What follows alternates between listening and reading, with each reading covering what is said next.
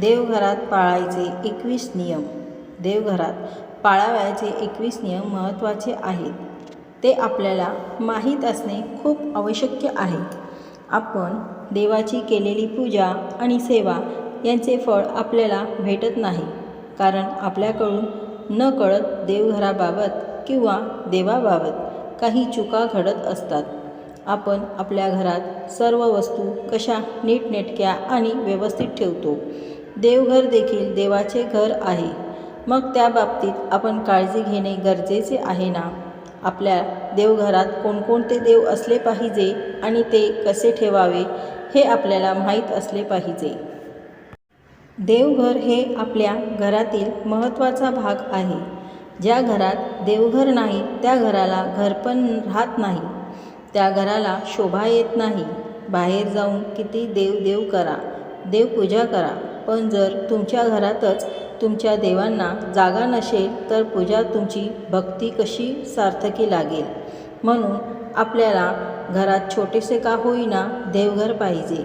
घरात देवघर असल्यामुळे आपल्या घरातील वातावरण एकदम प्रसन्न आणि उत्साहित राहते. पण आपल्या आज देवघराबाबत काही नियम पाहणार आहोत आणि ते नियम कसे पाळावेत हे देखील आपण पाहणार आहोत. देवघरातील पाळावयाचे 21 नियम. देवघरात भिंतीला किंवा आपण जे लाकडी पाट वापरतो त्यांना लाल रंग किंवा केसरी रंग असावा. देवघर नेहमी स्वच्छ आणि प्रसन्न ठेवायचे आहे. देवघरात धूळ साचता कामा नये. आपल्याला देवघरात कोणत्याही देवाची एकापेक्षा जास्त मूर्ती किंवा फोटो ठेवू नये. आपल्याला घरातील देवघरात उजव्या सोंडेचा गणपती ठेवू नये, कारण उजव्या सोंडेच्या गणपतीचे शास्त्र खूप कठीण असते आणि त्याची पूजाही खूप कठीण असते. ते जर आपल्याकडून व्यवस्थित पाळले गेले नाही तर आपल्याला दोष लागू शकतो. म्हणून आपल्या देवघरात नेहमी डाव्या सोंडाचा गणपती ठेवावा.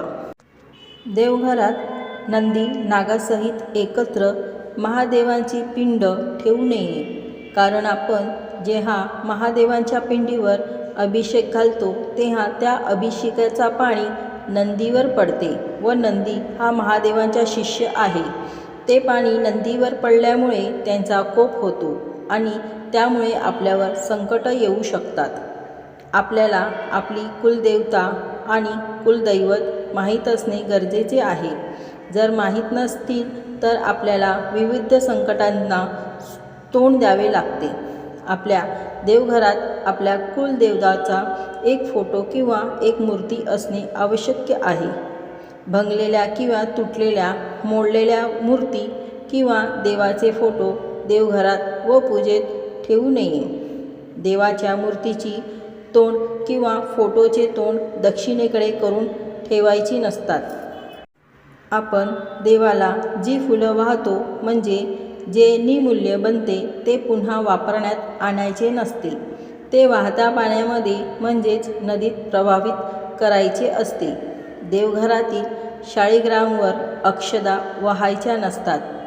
ओले कपडे घालून म्हणजेच ओल्या वस्त्री देवपूजा करायची नसते. देवांना एका हाताने कधीच नमस्कार करायचा नसतो. आपण देवघरात जी समई लावतो व निरंजन लावतो त्यात तेल आणि तूप एकत्र घालू नये. तेलाचा दिवा वेगळा आणि तुपाचा दिवा वेगळा लावावा. समईच्या ज्योतीवर निरंजन किंवा दुसरा कोणताही दिवा पेटवायचा नाही. समईमध्ये 3 वाती लावायच्या नसतात. एकतर सर्व वाती लावायच्या किंवा एकच वात लावली तरी चालते. देवांना नमस्कार करताना आपल्या डोक्यातील टोपी काढून नमस्कार करावा. देवापुढे नतमस्तक व्हायचे असते. आपण त्यांना शरण गेलेलो असतो. आपण देवघरात किंवा मंदिरात जी स्तोत्र किंवा मंत्र म्हणतो ती मोठ्या आवाजात म्हणायची, परंतु जप करताना देवाचे नामस्मरण करत असतो, म्हणून ते शांततेत केलेले कधीही चांगलेच.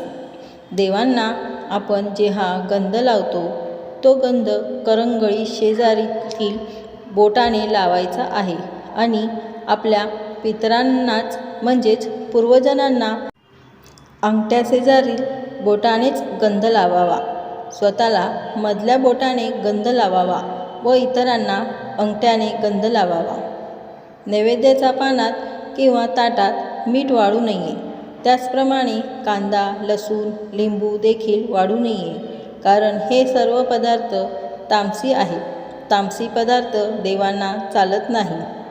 मारुती हा ब्रह्मचारी आहे, त्यामुळे त्याची मूर्ती देवघरात ठेवायची नसते. त्यांची मूर्ती जर देवघरात ठेवली तर घरातील तिसऱ्या पिढीचा वंश खंडित होण्याची शक्यता असते. म्हणून मारुतीची मूर्ती देवघरात ठेवू नये. कोणी भेट म्हणून दिलेले देव किंवा देवाचे फोटो सापडलेले देव तसेच बुडीत घरातून आलेले देव आपल्या देवघरात ठेवू नये, कारण आपण त्या देवांची जी काही सेवा किंवा पूजा करतो ती आपल्याला लागू पडत नाही. ती सर्व सेवा ज्यांचे देव आहेत त्यांना लागू पडते. अशा प्रकारे देवघरात पाळावयाचे महत्त्वाचे 21 नियम आपल्याला देवघराच्या बाबतीत पाळायचे आहेत. असे काही नियम पाळल्याने आपल्याला देवघरात प्रसन्न वाटते आणि आपल्याला घरात देखील शांतता राहते. आपल्याला घरातील लोक नेहमी आनंदी राहतात. घरात नेहमी देवांचा आशीर्वाद असतो. आपल्या घरात देवांचा वास असतो. देव आपल्या घरात वारंवार असतात, त्यामुळे त्यांचे घर आपण नेहमी सुंदर आणि सुशोभित ठेवले पाहिजे.